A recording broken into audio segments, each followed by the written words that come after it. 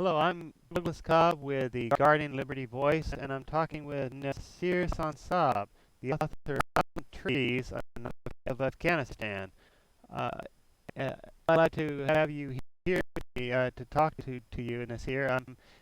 Uh, what would you say are the trees that you refer to in the title? What do you mean by that? Well, thank you very much for having me. I had several working for the book, but none of them really thought fit to the story. So ultimately, I came to the conclusion that these trees are much bigger than we are. They live longer than we do. They are beautiful, and they are silent, and they watch us from all above us, and see some of the terrible nonsense that we try to do in our lives. So I decided that the book And should be called it, Sad. you have two main protagonists in the book, is that right? And what are their names, and could you tell our readers a little bit about them, please? Dill is one of them, and Gol is the other one. Gol is an officer of the army. Dill is a private businessman, a rich man, and they had known each other as small boys in elementary school. They lost contact later on, and something happens. An accident happens, and this accident brings the two people together, and it leads to several incidences ultimately that will destroy And both of them. the audience for your book, well, I'm sure a lot of people all around the world would enjoy reading a book like you're talking about, but uh, do you have any main audience in mind when you were writing the book?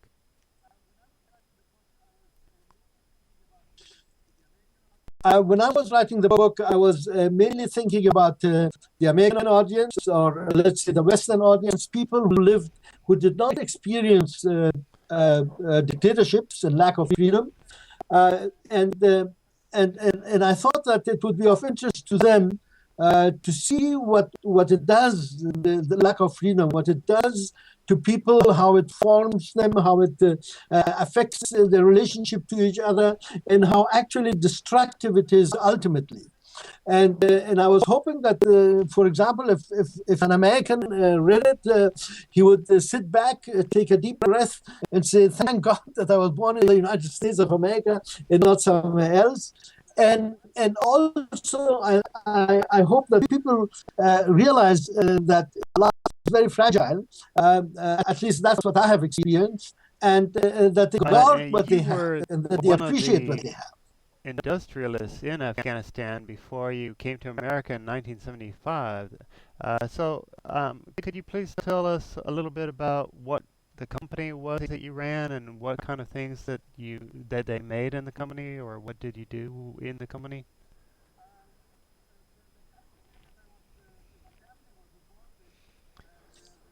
The companies that my family was involved in, where they produce electricity. For example, the power plant. They had factories, the woodwork as well as textile factories. They had. They had the distribution rights for major companies such as Mercedes-Benz from Germany, Toyota from Japan, uh, and other French companies. And they also did Oh, road so maintenance did you projects get your and irrigation education projects. in Afghanistan, or did your parents send you to some other country to be educated, or?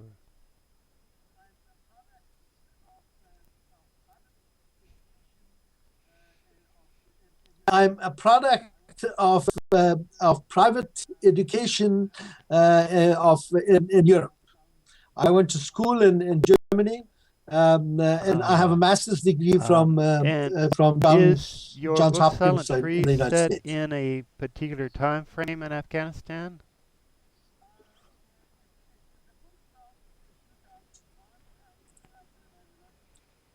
The book starts in 2001 after 9/11.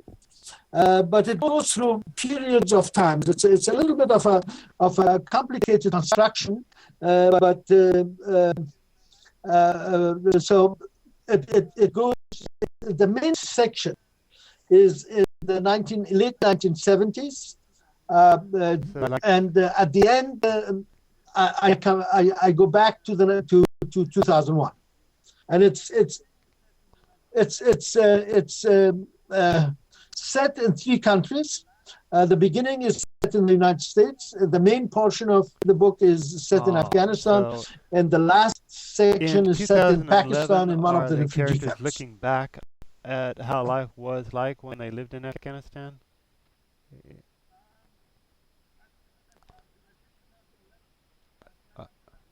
Oh, okay. I'm sorry. I'm sorry. Did I say 2011? I think I meant 2001. They are looking back on how life was after 9/11. Hello? Yes. Yes, I can. Yes. It does. Hello. Can you hear me? Okay. It does. It is a reflection of what happened to Afghanistan. It is actually the last portion sort of gives you the ultimate hopelessness that was brought upon Afghanistan. Let's see. Yeah. Oh, and I was wondering. You have been back to Afghanistan, right, since you left in 1975.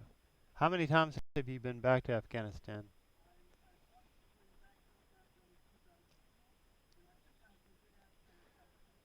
I started going back to Afghanistan in 2002, and I think I have been there some 42 times. Usually to see in the last relatives that are still 10 there, years or or so. for business reasons, or both, or.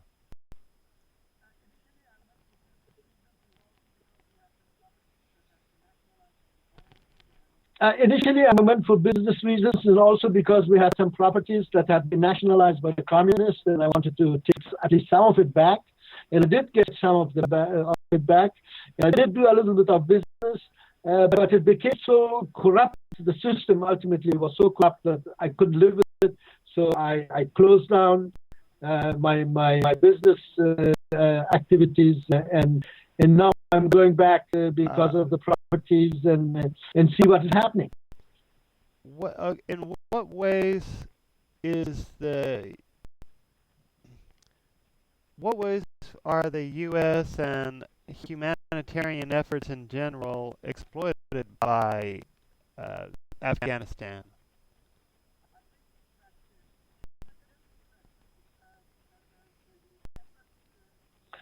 I think that in a general sense, the efforts in Afghanistan was a failure. Of course, the things done that are good. Schools have opened. Girls can go to school, and about 1 million do. Some roads have been built. Some bridges have been built. But in terms of the government, I think that the United States did not have a good partner in the Karzai government in Afghanistan. Those were people who never really believed in democracy and pluralistic institutions. They never built up the institutions. They became very corrupt. And they didn't really care for the people. All the money that is spent, and a lot of money was spent in Afghanistan, it did not reach the people. It did not affect the life of the people positively. But a few people, a group of people, they became very rich, of course. And I think that in general terms, I would consider that the effort, the expensive effort and the long effort was not successful. Do you think that some of the reason, at least, that America was interested in in Afghanistan, was the keeping the drug traffic open, the opium traffic?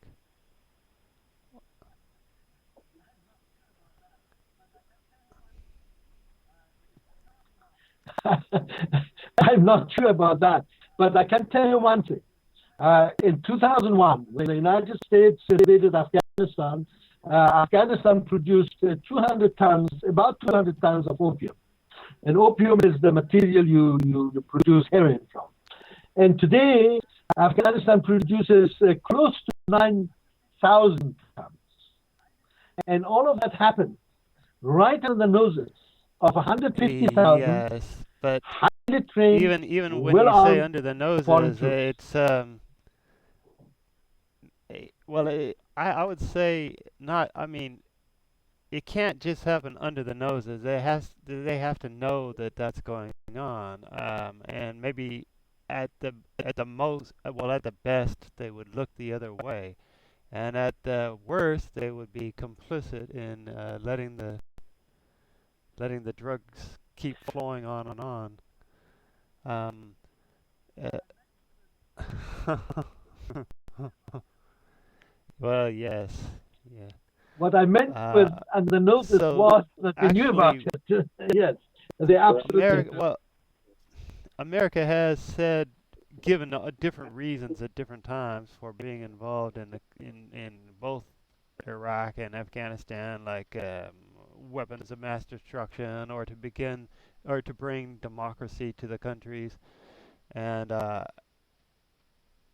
I suppose, in a way, bringing democracy to the countries is a noble cause. But um, when at least it seems like the reasons kept shifting here, and which I don't know. What do you think about all of that?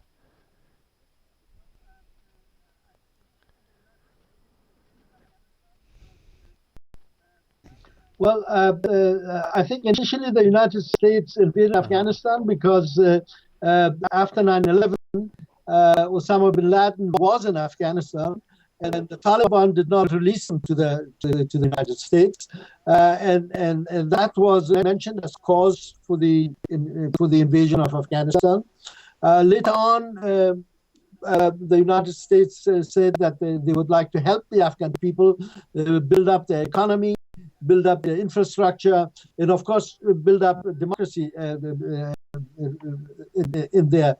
Um, um, Osama bin Laden, I think, unfortunately, initially at least, the US failed in all of those things. Number one, Osama bin Laden fled and was only killed many years later in Pakistan.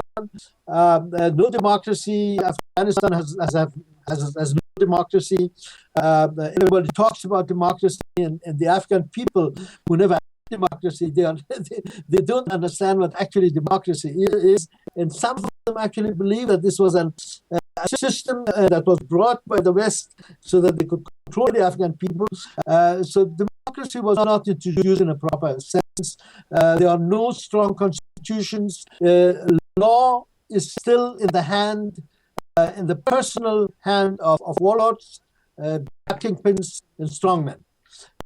So they are the law. They And can do okay, whatever they want to I do, don't have and they much ultimately time left, have done and will do unfortunately, what they want but to do. I've really enjoyed talking to you, Nasir.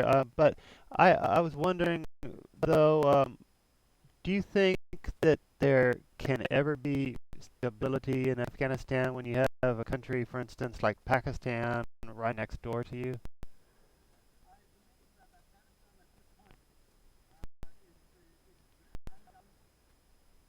I believe that Afghanistan at this point is ungovernable, and I believe that until a very drastic step Yeah, would be that's taken, Afghanistan kind will of a remain gloomy ungovernable picture, for quite but some time to come.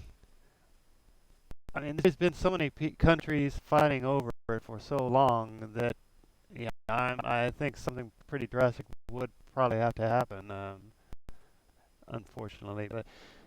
But yeah, well, I've really enjoyed talking to you, Nasir, and I'd like to do a follow up at some time in the future if you don't mind.